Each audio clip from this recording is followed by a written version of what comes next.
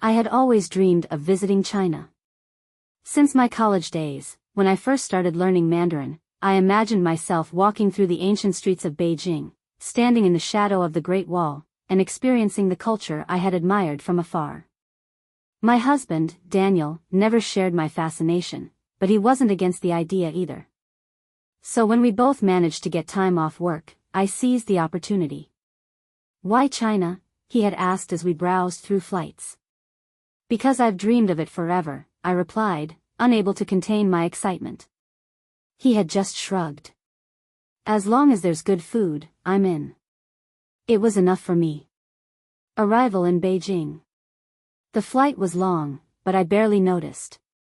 My head was filled with visions of what was to come: the Forbidden City, the Summer Palace, the narrow hutongs brimming with local life. When we landed in Beijing, the scent of something unfamiliar yet exciting lingered in the air, a mix of street food, exhaust, and adventure. We checked into a charming boutique hotel nestled between modern skyscrapers and historic buildings. The red and gold decor, the intricate wooden carvings, it was everything I had imagined. Daniel, however, was less enthused.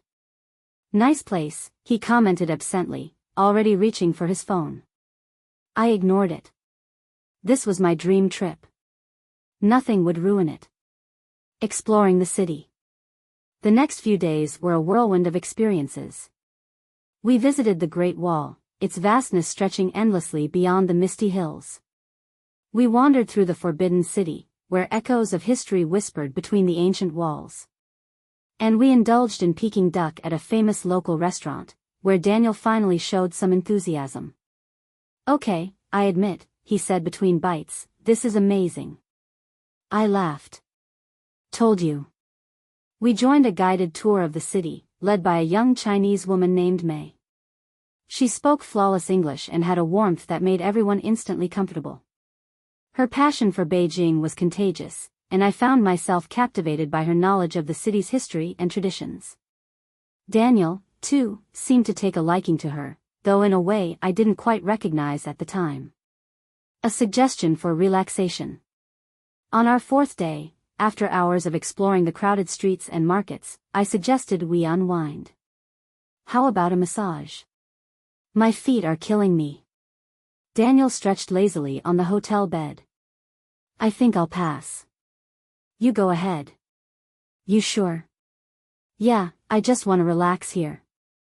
I hesitated but decided not to push it.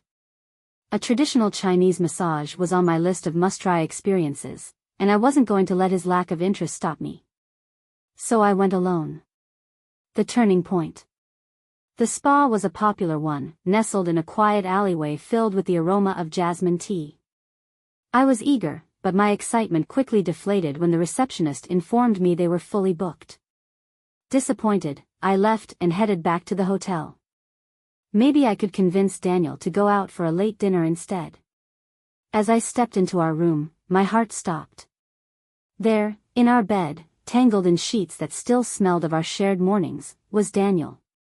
And with him, May, the tour guide who had so effortlessly charmed us both. For a moment, I couldn't breathe. My mind refused to accept what my eyes were seeing. May, with her silky dark hair, her delicate features, the same woman who had walked us through the alleys of Beijing with a smile, was now wrapped around my husband. Daniel froze, his eyes meeting mine. I felt my stomach drop. My dream trip had just turned into a nightmare. Time seemed to stop. The room was filled with a silence so thick it pressed against my ears. I wanted to believe I was imagining things, that maybe this was some terrible mistake, but there was no mistaking the scene before me. May's bare shoulders, Daniel's guilty eyes, the tangled sheets. I gripped the doorframe, my nails digging into the wood. "What the hell is this?" My voice came out raw, almost unrecognizable. Daniel scrambled up, pulling the blanket over himself like that would somehow erase the evidence. May gasped, covering her chest with her arms, but the damage was done. My mind raced, trying to piece together the moment I had missed it. When had he decided I wasn't enough? Was it when she smiled at him during the tour? When she laughed at his jokes? when I was too busy soaking in the beauty of Beijing to notice what was happening right in front of me? Wait, let me explain, Daniel stammered, his face draining of color. I let out a bitter laugh. Oh, please do. I'd love to hear this one. May, now frantically gathering her clothes from the floor, avoided my eyes. She had been so friendly, so charming, like she had truly wanted to show us the beauty of her country. Now I wondered if I had ever been part of her focus at all, or if she had only been looking at him. Daniel started, but I cut him off. Save it. Anger, hot and sharp, clawed its way up my throat. My hands shook, my chest tightened, but I refused to cry. I wouldn't give him that satisfaction. Without another word, I turned and walked out. Wandering through the shock. I barely registered the hallways of the hotel as I left. My legs carried me outside, into the cool Beijing night, but my mind was a mess. I felt like I was in a foreign film where I didn't understand the language. Everything was moving, people were laughing, the city was alive, but I was frozen. The betrayal gnawed at me with every step I took. We had built a life together. We had made plans, traveled across the world, shared a bed. And for what? For him to throw it away for a fleeting moment with a woman we had only just met? I wandered aimlessly through the streets, past glowing lanterns and bustling markets. A part of me wanted to scream. Another part of me wanted to turn around, storm back into that room, and demand to know why. But what good would it do? I ended up at a quiet tea house, slipping inside more for the sense of control than anything else. I needed to sit, to breathe, to figure out my next move. A kind-looking older woman approached me, speaking in Mandarin. Ni hao, xiaojia. Yao he dian shen mi? Tea. Right. I forced myself to respond. Lucha, xixia. Green tea, please. She nodded and walked away, leaving me alone with my thoughts. I clenched my fists under the table. I had always imagined this trip would be a turning point in my life, a cherished memory, something I would carry with me forever. And now it was. Just not in the way I had ever wanted. The unanswered messages. I pulled out my phone, my fingers hovering over our text thread. There were no new messages from Daniel, but I knew he was probably sitting in that room, wondering what to say. Good. Let him wonder. Instead, I typed out a message to my best friend back home. He cheated on me. In our hotel room. With our freaking tour guide. 3 dots appeared almost immediately. Maya, what? I could feel the rage in her message even through the screen. I caught them. I left. I have no idea what to do now. Maya, first, don't go back there. Second, do you want me to book you a flight home? Home. The thought of leaving now, of running away, made me feel sick. I had dreamed of this trip for years. I wasn't going to let them take that from me. Not yet. I need to think. Maya's response was immediate. Maya, fine. But whatever you do, don't talk to him right now. He's just going to twist things. She was right. Daniel had always been good at talking his way out of things, at making me doubt my own feelings. I wasn't going to let him do that this time. A decision to stay. The old woman returned with my tea, setting it down gently in front of me.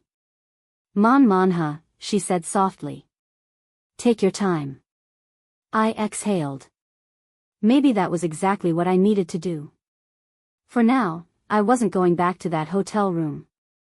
I wasn't going to listen to his excuses or let his apologies taint what was left of my time in China. I had come here to live my dream. And I wasn't going to let him ruin it. Even if it meant finishing this trip alone. I spent hours in that tea house, letting the warm bitterness of the green tea settle my nerves. The more I sat there, the clearer my mind became. I wasn't going home. Not yet. Why should I be the one to leave? I had wanted this trip for years. I had learned the language, studied the culture, dreamed of walking these streets. This was my adventure. Daniel had ruined enough. I wouldn't let him take this from me too. I pulled out my phone and started searching for hotels.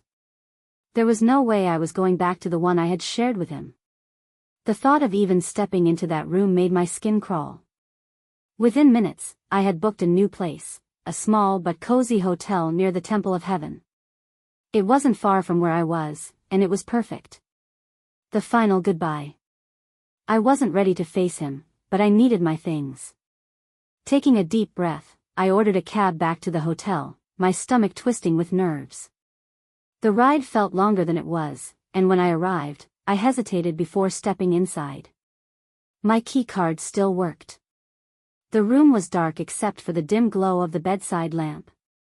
Daniel was sitting on the edge of the bed, his face buried in his hands. He looked up the moment he heard me. "Emma," he breathed, relief flashing across his face. "Thank God, I raised a hand, cutting him off. "Don't." His mouth snapped shut. I walked straight to the closet and started pulling my things out, shoving them into my suitcase with deliberate movements. "Where are you going?" he asked, his voice careful. "Somewhere else." "Emma, please." He reached for my arm, but I stepped back, the weight of his touch now unbearable. "I don't want to hear it, Daniel." My voice was steady, even though my insides felt like they were shaking. "You made your choice. Now I'm making mine." He exhaled sharply, running a hand through his hair. "I messed up, okay? It was a mistake. I was stupid, I slammed my suitcase shut. "A mistake?" I let out a bitter laugh. "You don't just trip and fall into bed with someone, Daniel. That's not a mistake. That's a choice. One you made while I was out trying to enjoy this trip. While I was thinking about how happy I was to be here with you." His face crumpled. It didn't mean anything. The words were a slap to the face. "Wow." I shook my head. "So you threw away our marriage for something that didn't even mean anything?" Daniel opened his mouth, then closed it. He had no answer. I grabbed my suitcase and headed for the door. "Where are you going to stay?" he asked quietly. "That's not your problem." "Emma, please." I turned back one last time. I hope she was worth it. Then I walked out, leaving him alone in the mess he had created. Starting over in Beijing. The new hotel was nothing fancy, but it was mine. A fresh start. I let out a deep breath as I sat on the bed, finally allowing myself to feel the weight of everything. The betrayal, the humiliation, the anger. The emptiness. I had spent years building a life with Daniel. I had trusted him. And in a single moment, he had shattered everything. But I wasn't broken. Not yet. I had a whole city in front of me, and for the first time in years, I had no one to answer to but myself. I wasn't going to waste another second on him. Tomorrow, I would wake up in Beijing as a woman on her own. And I would make this trip mine. The next morning, sunlight streamed through the sheer curtains of my new hotel room, painting golden streaks across the walls. For a moment, I forgot where I was. The ache in my chest hadn't faded, but as I stretched beneath the crisp sheets, I felt something else beneath the pain. Freedom. Daniel was no longer my problem. His lies, his excuses, they didn't belong to me anymore. And for the first time since stepping off the plane in China, I wasn't thinking about what he wanted or how to make this trip enjoyable for both of us. This was my adventure now. Exploring Beijing, alone. I started with a long walk, weaving through the early morning bustle of the city. The streets were alive, vendors setting up food stalls, locals on bicycles weaving through narrow alleys, the smell of fried dough and soy milk filling the air. I stopped at a small shop and ordered youtiao, fried dough sticks, and a cup of warm doujiang, soy milk, savoring the simple breakfast as I watched the city wake up around me. Without Daniel, without the weight of his presence, everything felt sharper, more real.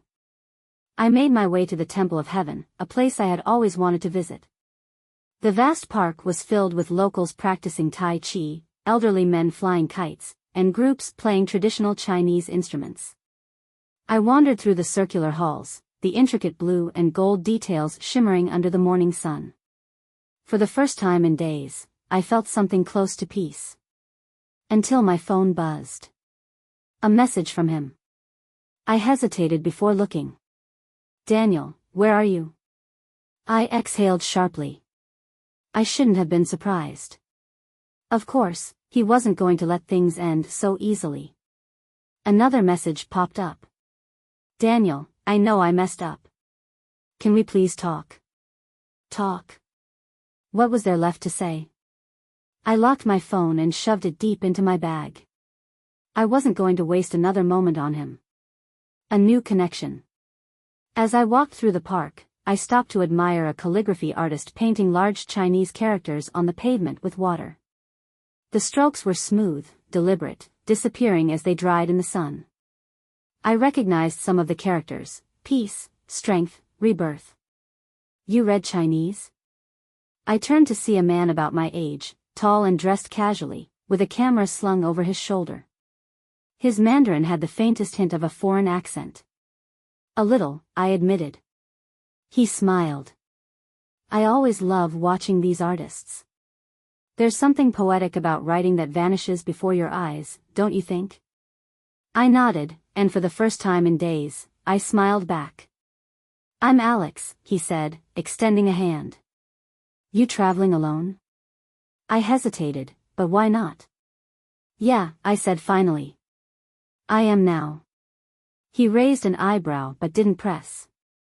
"Well, if you ever want a local to show you around, I've been living in Beijing for a few years now. Best street food, hidden gems, you name it." I glanced at the calligraphy on the ground once more. Rebirth. Maybe this trip wasn't just about losing something. Maybe it was about finding something new. And for the first time since everything fell apart, I felt like I was ready. For the rest of the morning, I wandered through the Temple of Heaven Park, my conversation with Alex lingering in my mind. There was something easy about him, no expectations, no history, just a stranger offering a friendly connection. Maybe that was exactly what I needed. By noon, the midday heat had settled over Beijing, and I found myself craving something cold. I ducked into a small cafe and ordered a binghongcha, iced black tea, letting the cool bitterness settle on my tongue as I scrolled through my phone. Another message from Daniel. "Daniel, I know you're angry, but can we at least talk before you make any decisions?" Decisions? The decision had already been made. I locked my phone and placed it face down on the table, refusing to let his words pull me back into the mess I had already walked away from. "Mind if I join you?" I looked up. Alex stood in the doorway, holding a coffee and looking hesitant, like he wasn't sure if I'd say yes. I surprised myself by nodding. "Sure."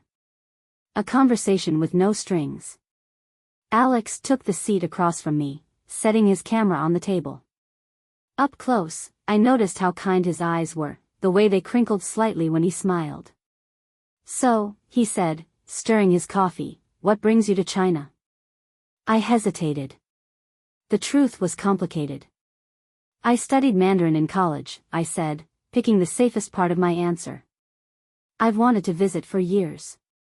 Alex nodded. "That's awesome.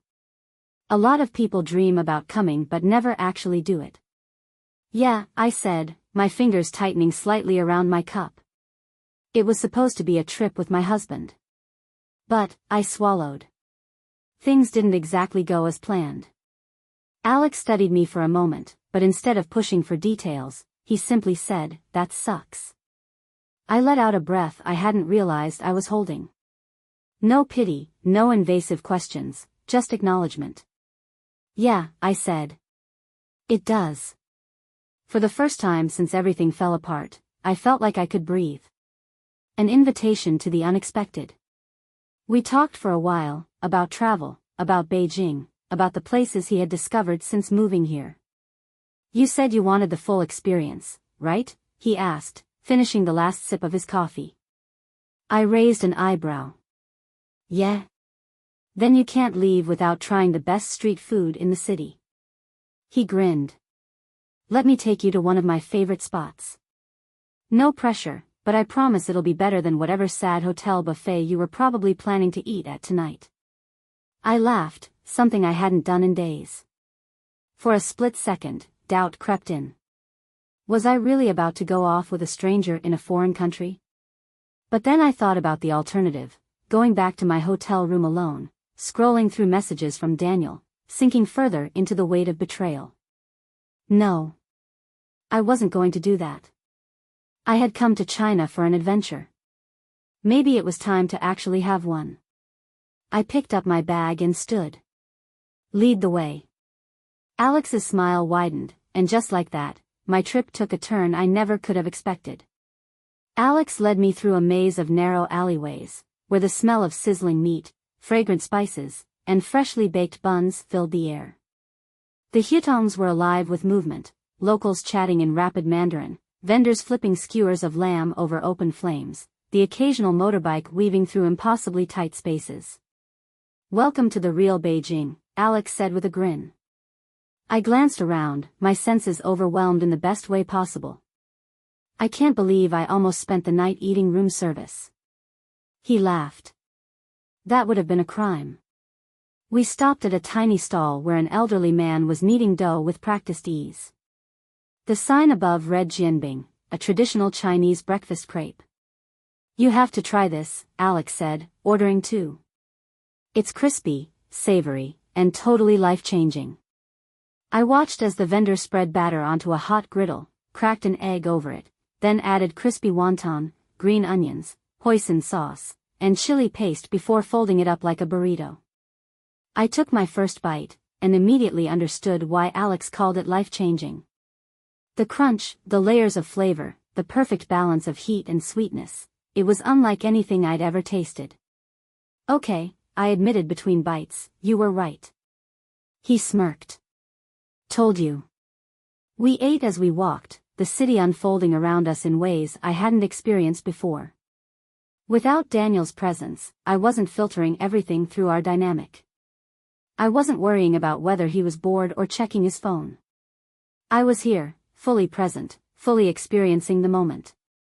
And for the first time since arriving in China, I wasn't thinking about him. A view from the top. After an hour of eating our way through the hutongs, Alex took me to a hidden rooftop bar. It was tucked away above an old tea shop, the kind of place you'd never find unless someone led you there. From the terrace, Beijing stretched out before us, a shimmering blend of ancient temples and neon-lit skyscrapers, the heartbeat of a city that had stood for thousands of years. Wow, I murmured. Alex leaned against the railing. Pretty incredible, huh? I nodded, taking it all in. The weight in my chest felt lighter. The betrayal still lingered, but it wasn't all-consuming anymore. You don't talk much about him, Alex said after a moment. Your husband. I exhaled. Because I don't want to give him any more space in my head than he's already taken. Alex nodded like he understood. Fair enough. For a moment, we just stood there in comfortable silence, watching the city pulse below us.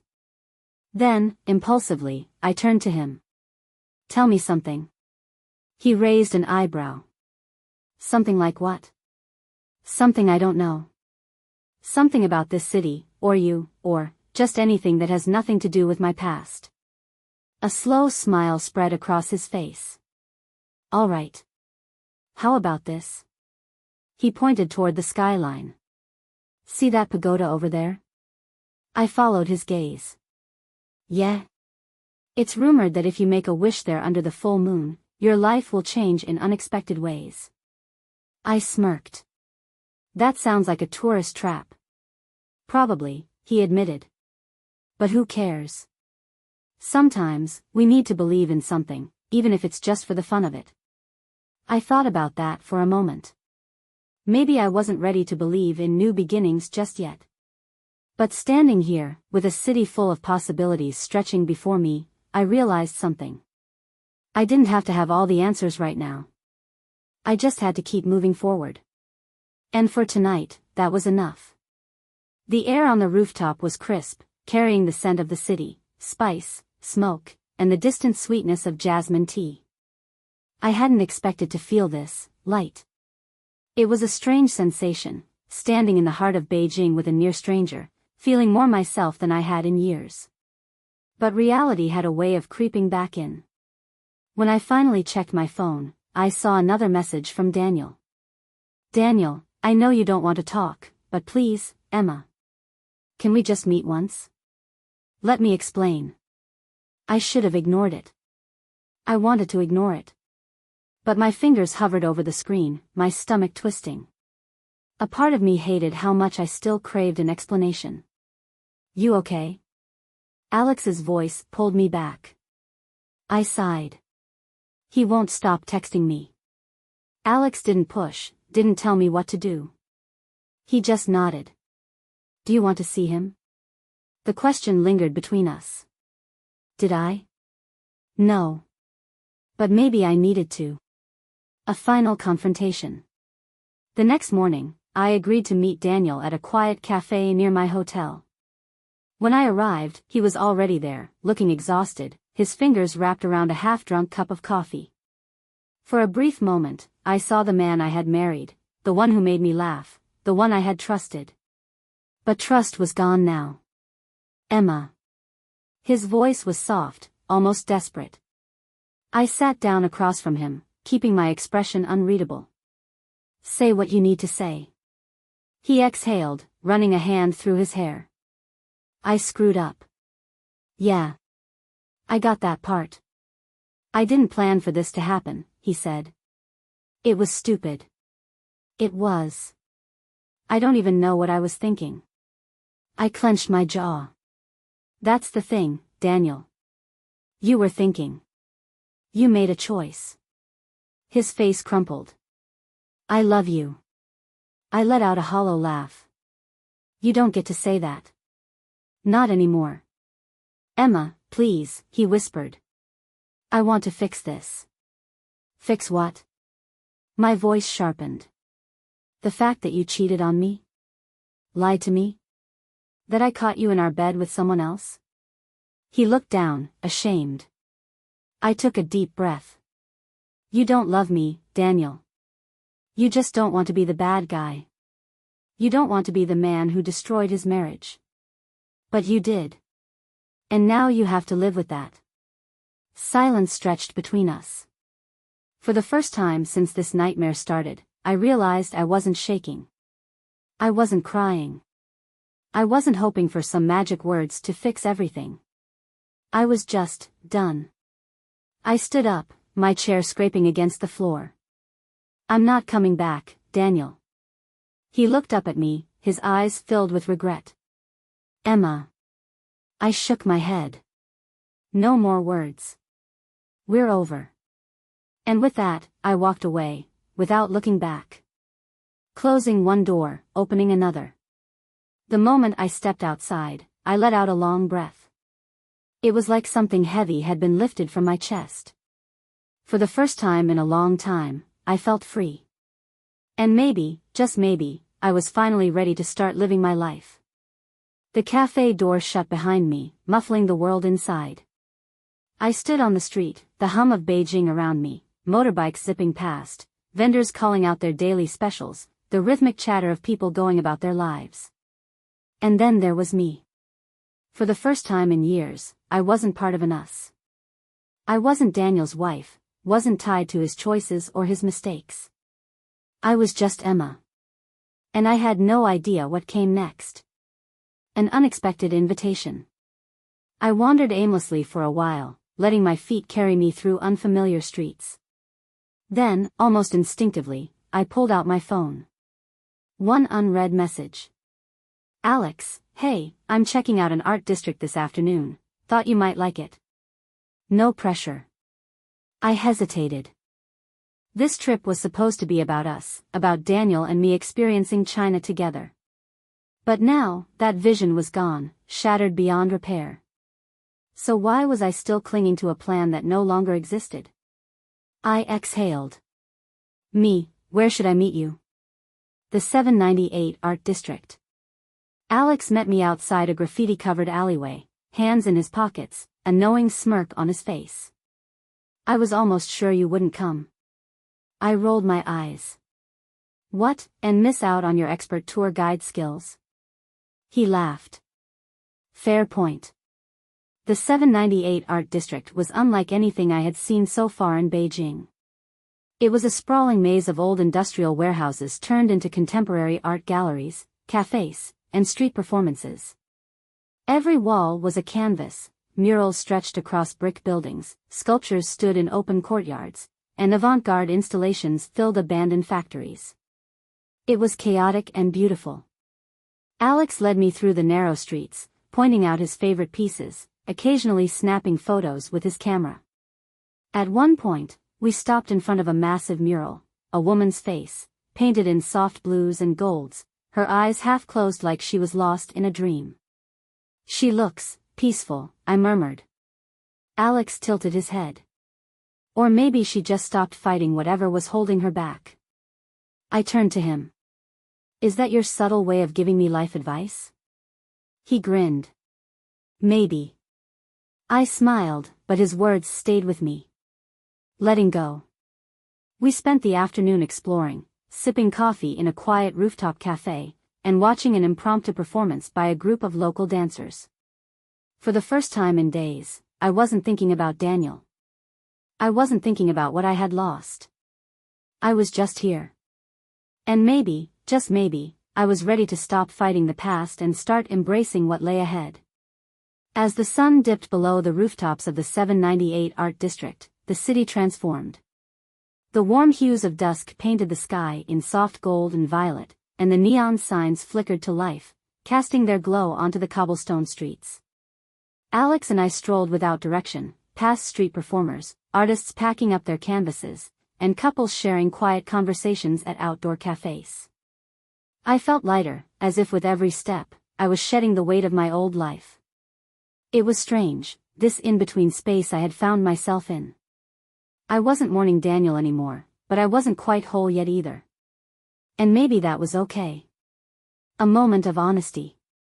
We stopped at a small noodle shop, the kind of place where you squeezed into tiny plastic stools and slurped broth straight from the bowl. The scent of garlic, chili, and fresh scallions filled the air. So, Alex said between bites of his beef noodle soup, what happens next for you?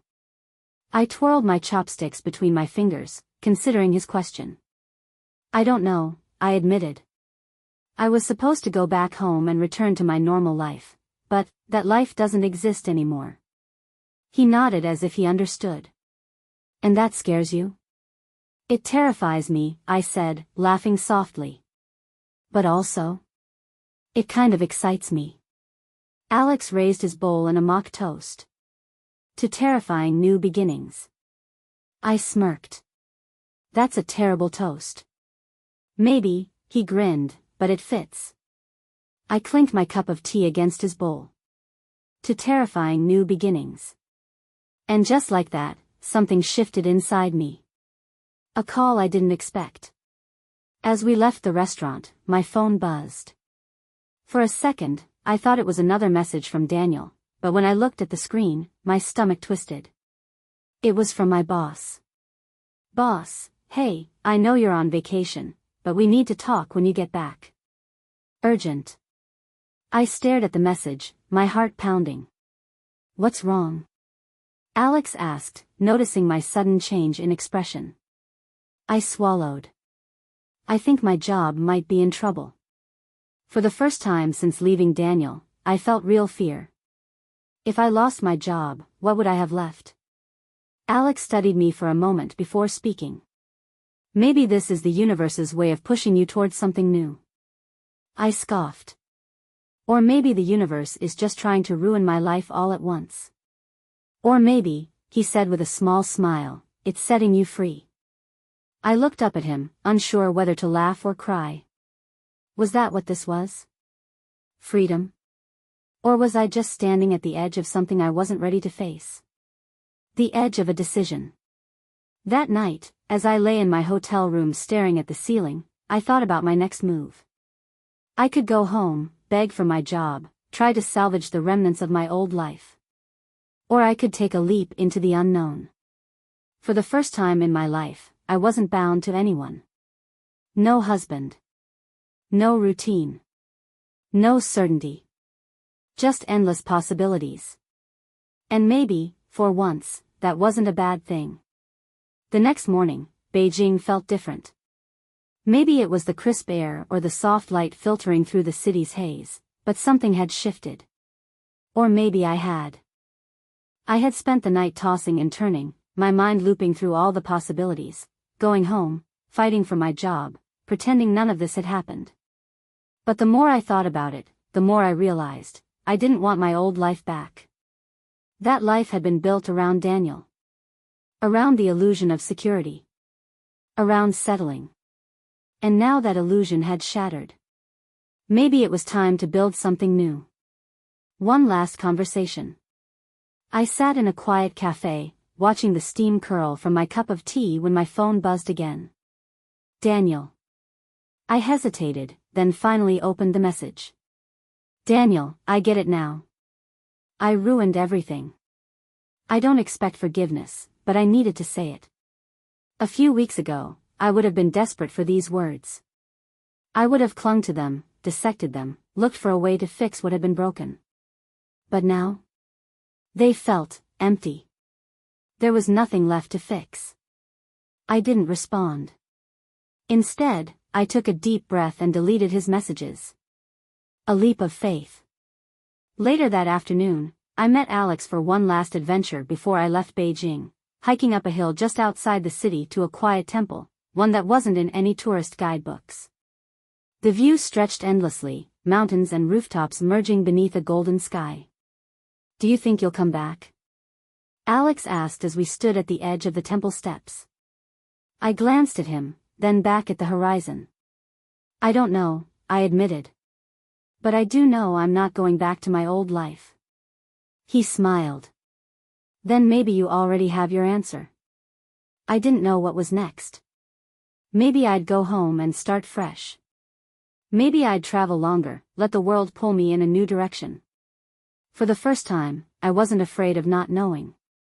Because this time, I wasn't running from something. I was running towards something new. And that? That was a beginning worth chasing.